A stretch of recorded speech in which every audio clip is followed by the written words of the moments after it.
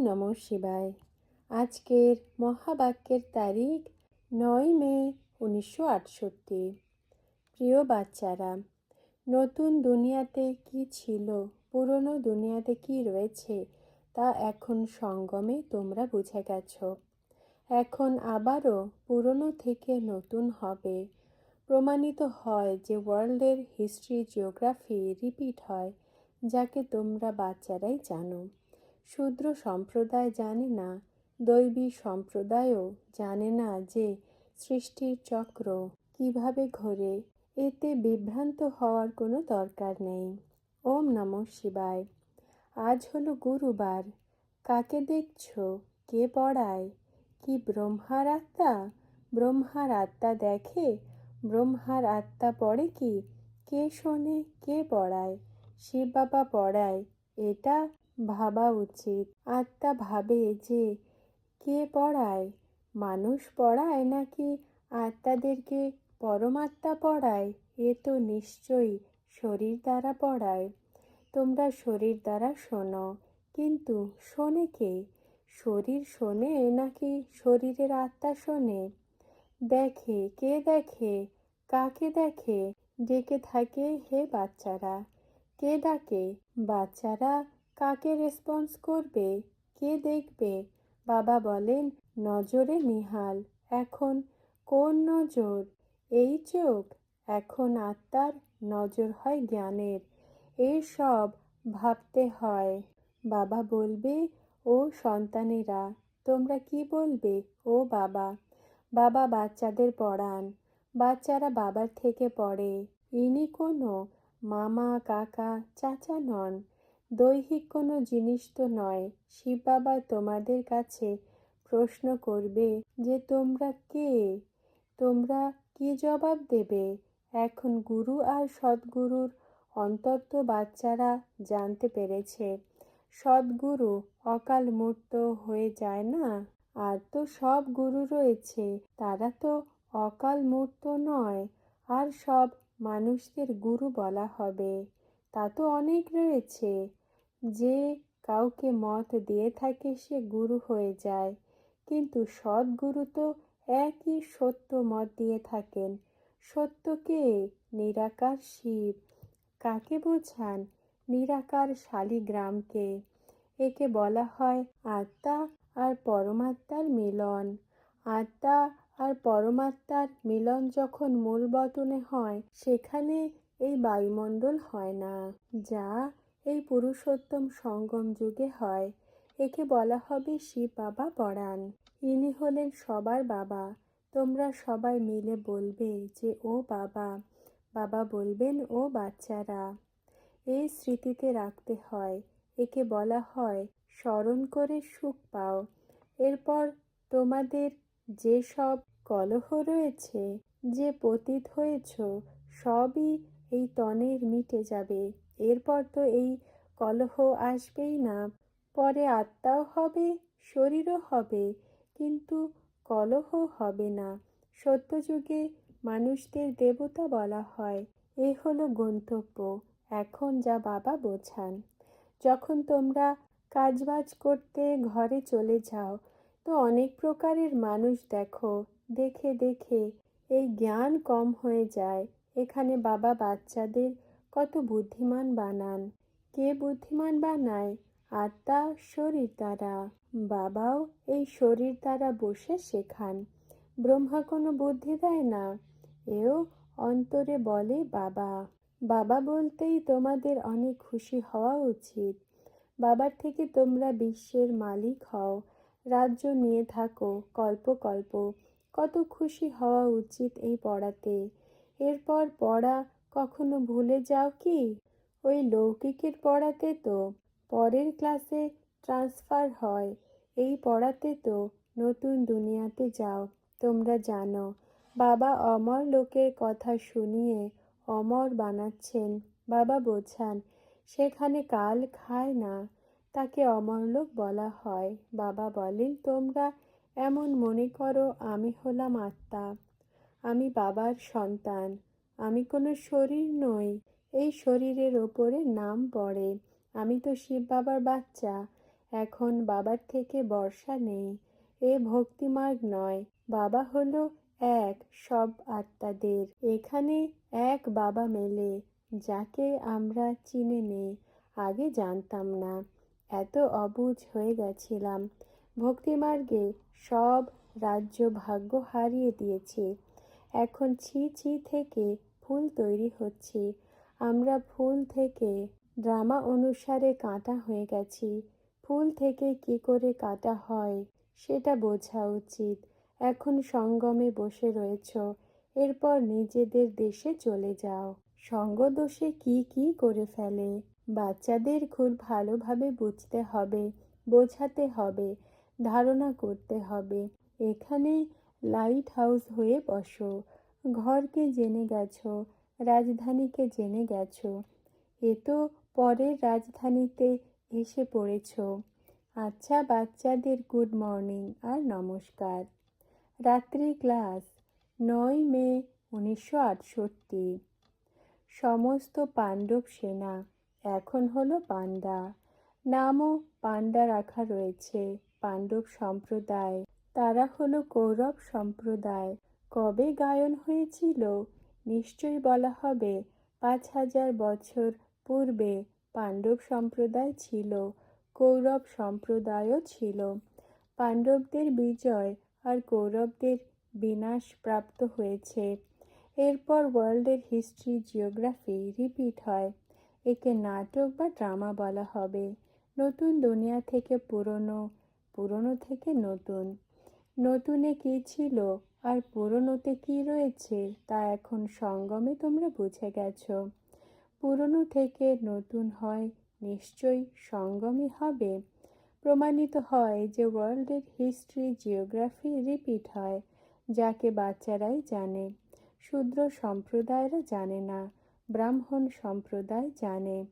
দৈবী সম্প্রদায়ও জানে না যে সৃষ্টির চক্র কি করে ঘোরে। এতে বিভ্রান্ত হওয়ার দরকারই নেই। বলে যে পতিত থেকে পাবন বানাও। এখন বাবা বলেন তোমরা পাবন ছিলে, আবার পতিত হয়েছ। এখন আবারও পাবন হওয়ার পুরুষার্থ করতে হবে। দেহের সব ধর্ম ত্যাগ করে নিজেকে আত্মা মনে করো। পতিত পাবন হলেন বাবাই, তাকে অবিনাশী সার্জনও বলা হয়। এই ঈশ্বর সার্জন মত দিয়ে থাকেন। পাপ আত্মাত্মক হয়ে গেছ তম প্রধান হলে। এখন মামিকম স্মরণ করো তো বিকর্ম বিনাশ হয়ে যাবে। কল্প কল্প তোমাদের রায় দিয়ে থাকি। ড্রামা অনুসারে ভক্তিতেও যেতে হয়। ভক্তিতে পতিত হয়ে গেছ, এই পাপাত্মাদের দুনিয়া বলা হবে, তাই না? অসীম জগতের বাবা সুপ্রিম বাবার আমরা হলাম সন্তান। বাবা বলেন স্মরণ করো যে পাবন বানায়। নিজেকে আত্মা মনে করো। বাবাকে যে এবার পাবন তাকে স্মরণ করতে হবে, যাকেই যোগ অগ্নি বলা হয়। বাবা বলেন আর সব কথা ছাড়ো। কোনো সংশয় যদি আসে, কিন্তু প্রথমে তো পাবন হতে হবে না? পাবন হয়ে চলে যাবে নিজের ঘরে, এরপর সুখধাম। বাবা পুরুষার্থ সহজ করান। শান্তিধাম সুখধামকে স্মরণ করো, দুঃখধামকে ভুলে যাও। বাবাও ঘর থেকেই এসেছেন, স্থাপনা করে সব বাচ্চাদেরকে ঘরে নিয়ে যাবেন। কোনো কথাতে বিভ্রান্ত হলে তো ব্রাহ্মণই বুঝতে পারে, কিন্তু কোনো সংশয় আসা উচিত নয়। এ তো বোঝো অসীম জগতের বাবার থেকে অসীম জগতের বর্ষা মেলে, এই জন্য তাকে স্মরণ করতে হয়। তিনি লিবারেটর, গাইড হন। বাবা বলেন আমি গাইড হয়ে তোমরা বাচ্চাদের ঘরে নিয়ে যাই। সংশয় আসলে তো মায়ার আক্রমণ হয়ে যায়, সেই সংশয় মিটিয়ে ফেলা উচিত। আর যখন অসীম জগতের বাবা মিলেছে, তো বাবাকে স্মরণ করলে অনেক খুশি হয়। বাচ্চারা জানে যখন চিত্র রয়েছে তো নিশ্চয়ই নতুন দুনিয়ার বাদশাহী বাবাই দেবেন। বাবা আসেনি সঙ্গমে। সঙ্গম যুগেই তোমরা উত্তম পুরুষ হও। সঙ্গমেই বাবা তোমাদের সেবা করানো শেখান, যাতে তোমাদের ভাগ্য শ্রেষ্ঠ হয়। এখন তো তোমাদের গ্রামে গ্রামে ঢাক পেটানো উচিত। বড় শহরে বড় শো করা উচিত, যাতে সবার পরিচয় মেলে। কারণ যত বড় শো হয় তত আকর্ষণ করে। যেখানে বড় গ্রাম শহর হয় তো দেখার জন্য যায় না, ছোট শো করা যায়, বড় শো করা হয়, গলি গলিতেও করা হয়। কারণ বাবার থেকে বর্ষা নিতে হবে। লৌকিকে এক বাচ্চা এক বাবার থেকে বর্ষা নেয়, এখানে আবার এক বাবার থেকে অনেক বাচ্চারা বর্ষা নেয়। বাচ্চারা জানে যে বাচ্চাদের এই নিশ্চয় রয়েছে যে অসীম জগতের বাবা আসেন অসীম জগতের বর্ষা দিতে। বাবা এমন বর্ষা দিয়ে থাকেন যা কেউই ছিনিয়ে নিতে পারে না। এখানে তো টুকরো টুকরোর ওপরে ঝগড়া চলে, সেখানে অশান্তির নাম নিশান নেই। অন্য বাচ্চাদেরও এটা বোঝানো উচিত যে বাবা স্থাপনা অবশ্যই করবেন। কল্প কল্প স্থাপনা অবশ্যই হয়। যখন বাবাকে স্থাপনাই করতে হয় তো বুদ্ধিমান বাচ্চারা সাথে হবে। এখানে কাউকে গালিচা, টেবিল, চেয়ার এইসব ছাড়াই খাবার দেওয়া হয়। যেমন বেনারসের এক ব্যবসায়ী বলতো যে আমি বাবার কাছে যাব, তো এখন সে আসলে তো তাকে খাতির অবশ্যই করা হবে। এখন তার মধ্যে জ্ঞানও নেই, সে হলো ভক্ত, কিন্তু পবিত্রতা ভালো লাগে। পবিত্রতাতেই সবাই মাথা ঝোঁকায়। বাবা বোঝান নতুন দুনিয়াতে পবিত্রতা থাকে তো শান্তি সুখও থাকে, যা এখন নেই। এখন বাচ্চাদের নিজেকে দেখতে হবে আর গুণ গ্রাহক হতে হবে। বোঝানো হয় সহজ, রাস্তাও সহজই বলা হয়ে থাকে। এর নামই হলো সহজ রাজযোগ। বাবা বলেন স্মরণের যাত্রাতে থাকো, এ স্মরণের জন্য শ্রীমত মেলে। বাচ্চারা স্মরণের যাত্রাতে থাকলেই পাপ কাটবে। আবার জ্ঞান দেওয়া হয় 84 চক্রের। আচ্ছা, কেউ আসে তো বলে যে কুমারীরা কত মিষ্টি জ্ঞান দেয়, এখন ভক্তদেরও বড় সামলাতে হয়। বলে যে সত্যযুগে ভক্তি নেই, কলিযুগে ভক্তি রয়েছে, জ্ঞান নেই। জ্ঞান শুধুমাত্র সঙ্গমেই হয়। বাচ্চারা যারা আসে বোঝে যে ভক্তি তো আমরা জন্ম জন্মান্তর করে এসেছি, এই একইবার আমরা জ্ঞান নিয়ে থাকি, এই পড়া একইবার মেলে। যেমন আইসিএস হয়ে গেলে এরপর কি পড়ে, তো এও বড়র থেকে বড় পরীক্ষা। যত পড়বে ততই নিজেদের লাভ হবে। রেগুলার পড়তে হয়। কোনো কথা না বুঝলে তো অন্যকে শোনানো উচিত নয়, যাতে সংশয় বুদ্ধি হয়ে যায়। এ হলো ডবল পাপ, নিজেরও লোকসান তো অন্যদেরও লোকসান। বাবা তো লাভ করান, তো বাচ্চাদেরও বলেন যে একে অপরের লাভ করো, কিন্তু মায়ার বশে লোকসান করে দেয়। রাবণ তো বাবা নয়, বাবার থেকে বর্ষা মেলে, রাবণের থেকে বর্ষা মিলবে না। বর্ষা মেলে খুশির জিনিসের, ভক্তিতে কোনো খুশির জিনিস মেলে না।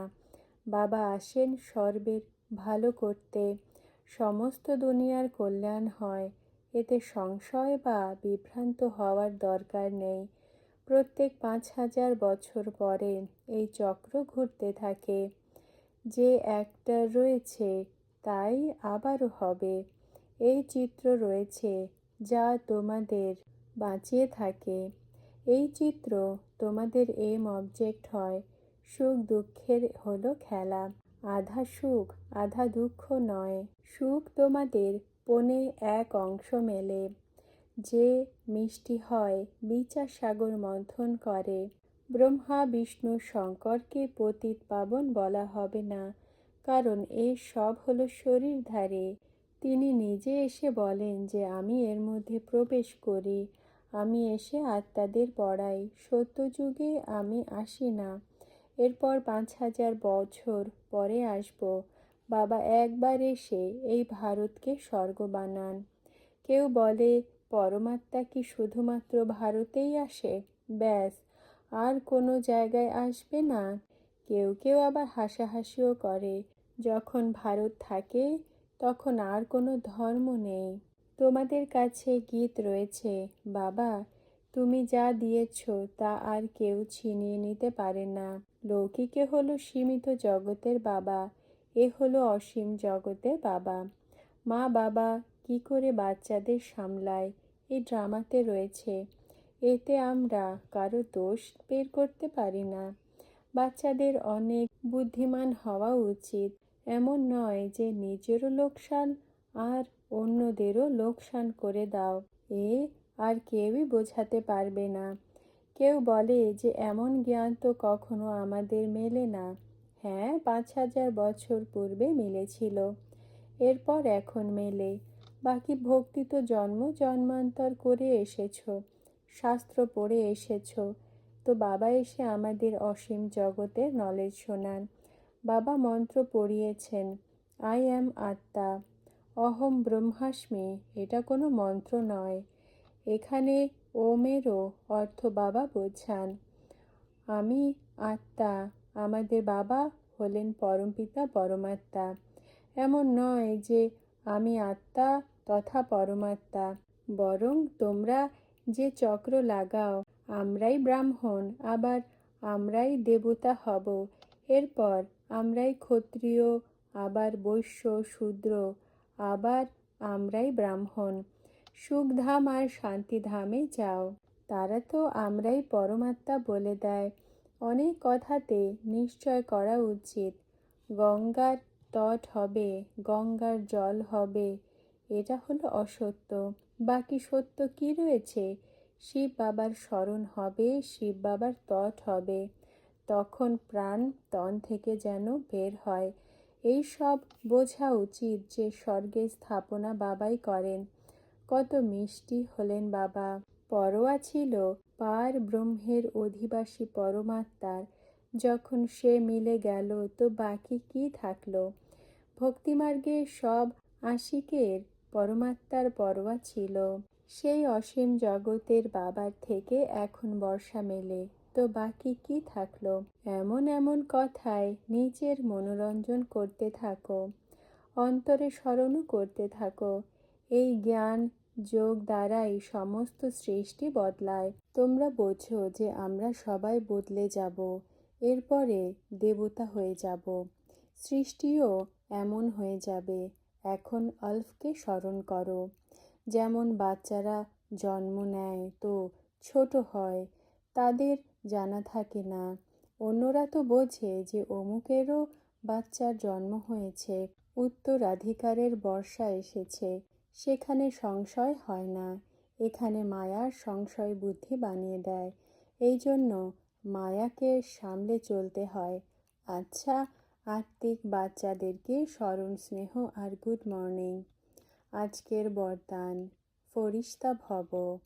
ব্যাখ্যা, ফরিস্তা অর্থাৎ ডাবল লাইট, যে হালকা হবে, স্বয়ং উচ্চ যেতে পারে আর উচ্চ গন্তব্যে সবাইকে নিয়ে যেতে পারে। ফরিস্তা অর্থাৎ একদমই হালকা। তো তোমরা বাচ্চারা কি নিজেদেরকে এমন ফরিস্তা অনুভব করো? দেহের ভানের থেকে ঊর্ধ্বে, তো সর্ব কথার থেকে শতই ঊর্ধ্বে হয়ে যাবে।